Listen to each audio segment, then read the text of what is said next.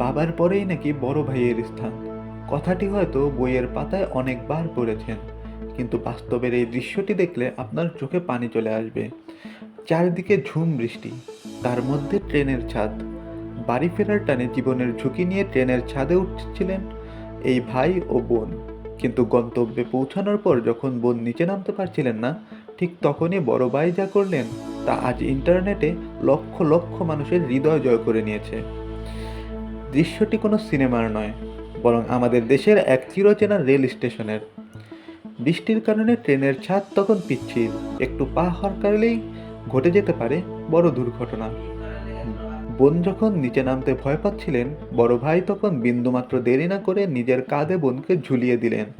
শূন্যের ওপর ঝুঁকি নিয়ে প্রচণ্ড কষ্টে বোনকে নিরাপদ আশ্রয়ে নামিয়ে আনলেন তিনি।